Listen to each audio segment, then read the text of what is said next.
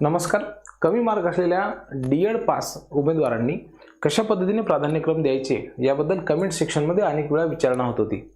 अनेक विद्यार्थी असे होते की ज्यांना 110 मार्क आहेत, 120 मार्क आहेत, 130 मार्क आहेत आणि त्यांच्या मनामध्ये साहजिकच एक संभ्रम आहे की सर माझी निवड होईल की नाही. होत असेल तरी सांगा, नसेल होत तरी सुद्धा सांगा. आता बघा विद्यार्थी मित्रांनो, निवड ही फक्त तुमच्या गुणांवर आधारित असती तर ती सरळ मेरिट लिस्ट लावून सुद्धा शासनाने पब्लिश केली असती आणि तुम्हाला नोकरीवरती घेतलं असतं. परंतु शासनाने तसं केलं नाही. अनेक विद्यार्थ्यांना ग्रामीण भागामध्ये, कोणाला शहरी भागामध्ये, कोणाला जिल्हा परिषदांच्या शाळांमध्ये, कोणाला नगर परिषद तर कोणाला इतर आस्थापनांच्या शाळांमध्ये नोकरी करावीशी वाटत असते. आणि म्हणून तुमच्या चॉईसेसला, तुमच्या आवडी आणि निवडींना लक्षात घेऊन शासनाने शिक्षक भरतीची प्रक्रिया राबवली आहे.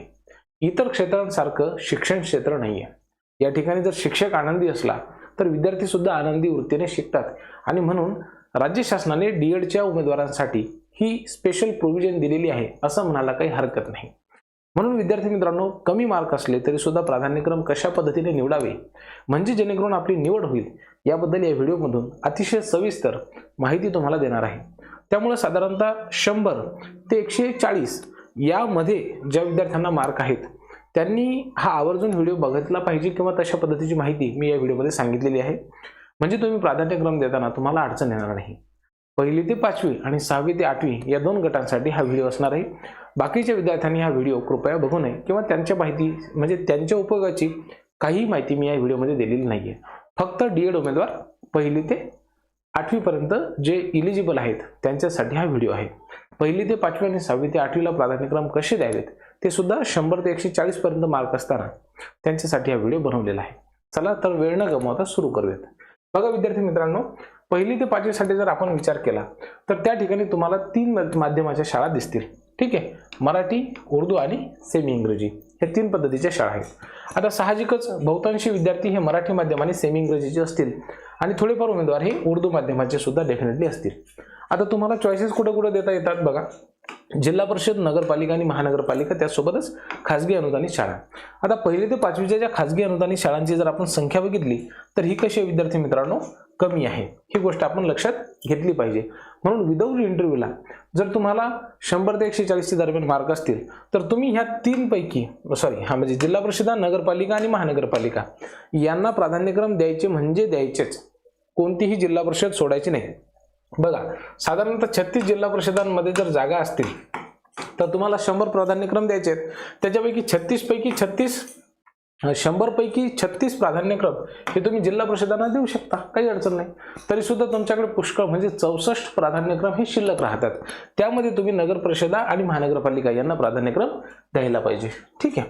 आता पुढचा मुद्दा, दुसरं तुमच्याकडे कुठला ऑप्शन आहे तर ते 6वी ते 8वी साठी सुद्धा आहे तुमच्याकडे ऑप्शन. बरोबर आहे. मग आता जर आपण 6वी ते 8वीचे असं गृहीत धरूया की तुमच्याकडे दोन्ही एलिजिबिलिटी आहेत, म्हणजे पेपर 1 आणि पेपर 2 दोन्ही पास आहेत, तर 36ही जिल्हा परिषदांमध्ये तुमच्या कॅटेगरीची जागा तर राहणार नाही किंवा जर असली तर खूपच छान. म्हणजे 36 आणि हे 36 72 गेले तरी हरकत नाही. तरी सुद्धा तुमच्याकडे पुष्कळ आहेत म्हणजे नगर परिषदांसाठी आणि महानगरपालिकांसाठी. तरीही तुम्ही चान्स घ्यायला काही हरकत नाही. नंबर लागू शकतो, है ना, काही काळजी करण्याची आवश्यकता नाहीये. आता ज्या विविध संस्था आहेत त्यांची संख्या मी तुम्हाला आधी सांगितलं होतं, खाजगी अनुदानित शाळांची संख्या कशी असते, कमी असते. आता ह्यामध्ये उर्दू माध्यमाचा कट ऑफ हा डेफिनेटली कमी लागतो. हाय थोडासा जाण्याची शक्यता आहे सेमी इंग्रजीची. मागच्या वेळेला उमेदवारच भेटले नाहीत त्यामुळं यांचाही कट ऑफ फार जास्त लागतो, अशातला काही प्रकार नाही. 100, 110, 120 हा स्कोर सुद्धा या ठिकाणी सेफच आहे. त्यामुळे काळजी करण्याची आवश्यकता मुळातच नाही. पुढे जाऊयात आपण. बघा विद्यार्थी मित्रांनो, आता जागा किती येऊ शकतात. बघा विद्यार्थी मित्रांनो, मला सध्याची जी काही एकंदरीत आपण जागांचा जर आढावा बघितला 15 ते 18,000 तर 3,000 प्लस जागा ह्या जिल्हा परिषदांच्या तर 100% आहेतच 1 ते 5च्या. ठीक आहे. आता महानगरपालिकांचा हा 1,000 प्लस मी आकडा सांगितलेला आहे, तो डेफिनेटली थोडासा कमी होऊ शकतो. मला वाटत नाही की एवढ्या जागा येतील. नगरपालिकांचा जर आपण विचार केला तर 500 प्लस जागा आहेत आणि खाजगी अनुदानित संस्थांच्या ह्या 5,000 प्लस हे म्हणजे फक्त मी डी.एड साठी सांगतोय. तर ह्या 500 प्लस जागा त्या ठिकाणी डेफिनेटली असू शकतात. अशा मागचा जो अंदाज सांगितला होता मी तो किती 8 ते 13,000 सांगितला होता, परंतु यावेळेस आता तो बदललेला आहे. 15 ते 18,000 पर्यंत हा आकडा वाढलेला आहे. ठीक आहे. परंतु तरी सुद्धा याच्यामधला फक्त डी.एडचा जर आपण विचार केला तर एवढ्या जागा डेफिनेटली राहतीलच, याच्यामध्ये काही एक शंका नाही आहे. ठीक आहे. होऊ शकते की याच्यापेक्षा थोड्याशा जास्त सुद्धा असतील. आता प्राधान्यक्रम देताना काय करायचं, मला ही जो फॅक्टर आहे मी तो प्रत्येकच व्हिडिओमध्ये मेन्शन केलेला आहे की फक्त स्वतःच्या जिल्ह्यावरती प्रेम करू नका, इतरही जिल्हे आपल्या स्वतःचेच आहेत असं गृहीत धरा आणि त्यानुसार मग प्राधान्यक्रम द्या.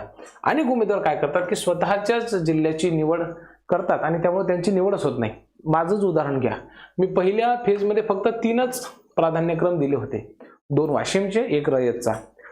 सिलेक्शनच नाही झालं. मी खूप ओव्हर कॉन्फिडन्समध्ये होतो की डेफिनेटली माझं निवड होईल, नाही झालं भाऊ, इतका झाला. मग नातेवाईक हसत होते माझ्यावरती, कारण की प्रत्येकच जिल्ह्यामध्ये डेफिनेटली स्पर्धा असू शकते, काही जिल्ह्यांमध्ये तर ही स्पर्धा खूपच जास्त असते. दुसरं महत्त्वाचं कारण काय माहिती की समजा गुण कमी असल्यास निवड होण्याची शक्यता त्या ठिकाणी काय होते, कमी होते आणि आपल्या जिल्ह्याचा जर मेरिट जास्त लागला तर मग आपला चान्स होऊ शकतो. म्हणून सगळ्या जिल्ह्यांमध्ये प्राधान्यक्रम द्यायला काही हरकत नाही, कोणताही जिल्हा सोडू नका. तिसरं काय आहे, रिक्त जागा इतर जिल्ह्यामध्ये अधिक असू शकतात, आपल्या जिल्ह्यामध्ये कमी असू शकतात, त्यामुळे आपल्या जिल्ह्यामध्ये नंबरला गेल्याची काही शाश्वती नाही. पुढचा फॅक्टर म्हणजे आपलं प्रथम प्राधान्य काय असलं पाहिजे तर सरकारी नोकरी मिळवणं.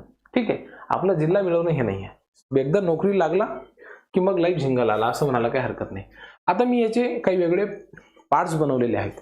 सुरुवातीला तुम्ही प्राधान्यक्रम देताना काय करायचं की तुमच्या आवडीच्या संस्था आणि आवडीचे जिल्हे टाकायचे, काही हरकत नाही, 1 पासून 20 पर्यंत.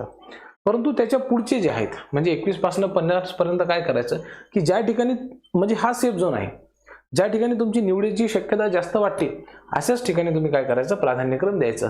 थोडेसे जवळचे आणि कमी स्पर्धेचे जिल्हे यामध्ये तुम्ही निवडायचे. आता पुढचा जर विचार केला तर तो आहे सिलेक्शन झोन.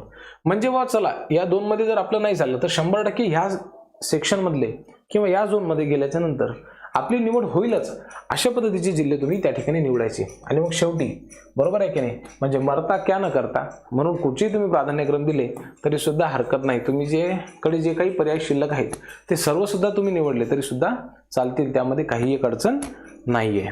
लक्षामध्ये पुढचा जो अत्यंत महत्त्वाचा फॅक्टर आहे विद्यार्थी मित्रांनो, तो म्हणजे की आपल्या गुणानुसार आपण प्राधान्यक्रम त्या ठिकाणी निवडायला पाहिजेत. उदाहरणार्थ समजा ज्यांचा स्कोर हा आहे 70 पासून 85 पर्यंत, 85 पासून 100 पर्यंत आणि ज्यांचा 100+ आहे, ठीक आहे, त्याच्यासाठी आधी सांगतो की आधी आपण 100 ते 140 मधल्या विद्यार्थ्यांसाठी विचार करत आहोत. म्हणून तुम्हाला जर 100 पेक्षा जास्त मार्क असले तर तुम्ही काय करायचं, ड्रीम झोनला तुम्ही 40 प्राधान्यक्रम दिले तरी सुद्धा अडचण नाही. ठीक आहे. दुसरं आपण काय करायला पाहिजे, सेफ झोनमध्ये 30. आता हे जे प्रोपोर्शन मी तुम्हाला देतोय यामध्ये तुम्ही तुमच्या आवडीनुसार व्हेरिएशन करू शकता. हा माझा अंदाज आहे, ठीक आहे, तुम्ही तुमच्या पद्धतीने वेगळा करू शकता, थोडाफार फरक त्याच्यामध्ये करा. सिलेक्शन झोनमध्ये 20 ठेवा आणि सेफ्टी झोनमध्ये 10, अशा पद्धतीने तुम्ही करायला पाहिजे. पहिलं आपलं काय असलं पाहिजे की निवड झाली पाहिजे, नंतर मग आपण बदलीसाठी प्रयत्न त्या ठिकाणी करू. ठीक आहे, जवळ नाही झालं तरी सुद्धा चालते, कुठे झालं तरी सुद्धा हरकत नाही, परंतु आपली निवड झाली पाहिजे. आता पुढचं महत्त्वाचं काय की प्राधान्यक्रम देताना आपली आदर्शवत जी काही सिस्टीम आहे मी तुम्हाला जी पूर्वी याच्या आधीच्या याच्यामध्ये सांगितली तर त्याच्यामध्ये बघा. आता तुमचा जो विभाग असेल त्याच्यानुसार प्राधान्यक्रम कसे द्यायचे. आता बघा, मी तर असं म्हणेल की ज्या ठिकाणी आपल्याला आवडते त्या ठिकाणी सुरुवातीला प्राधान्यक्रम द्या. ठीक आहे, नंतर तुमच्या शेजारच्या जिल्ह्यांचा विचार करा. मग वाटत असेल तर आपला रिजन सोडा, म्हणजे तुम्ही विदर्भातले असाल तर तिकडे मराठवाड्यात जा, मराठवाड्यातले असेल तर आमच्या विदर्भामध्ये या. आणि शेवटचा सुरक्षित पर्याय म्हणजे काय की मग जिल्हा परिषदा, महानगरपालिका, नगरपालिका, खासगी अनुदानित, लहान संस्था, सगळ्याच माध्यमांच्या शाळा तुम्ही निवडा. ठीक आहे, माध्यम म्हटल्याच्या नंतर त्यामध्ये जर हिंदी माध्यमाची शाळा असेल आणि तुमचा गणित विषय असेल तर तिथे सुद्धा तुम्ही निवडा, तुम्हाला काही अडचण येणार नाही. ठीक आहे, अशा पद्धतीने ते तुम्हाला करता येईल. पुढे आपण जाऊयात. हा, तर हे अशा पद्धतीने हे सगळे 7ही फॅक्टर आहेत. तुम्हाला तुमच्या मनामध्ये काही या संदर्भामध्ये शंका असतील तर ते कमेंट सेक्शनमध्ये लिहायला विसरू नका. मला असं वाटतं की 100 ते 140च्या दरम्यान ज्यांना मार्क्स आहेत त्यांनी ही स्ट्रॅटेजी जर फॉलो केली तर 100% तुमचं त्या ठिकाणी निवड होईल. मागच्या मेरिट लिस्टचा जर तुम्ही अभ्यास केला तर तुम्ही बघाल की कमी स्कोरवरती सुद्धा डीएड पास झालेले उमेदवार हे सिलेक्ट झाले आहेत. काळजी करू नका, निवड होईल. बघूयात पुढच्या व्हिडिओमध्ये काही असेल तर कमेंट सेक्शनमध्ये आपल्या अमूल्य प्रतिक्रिया लिहायला विसरू नका. काळजी घ्या. खूप खूप धन्यवाद.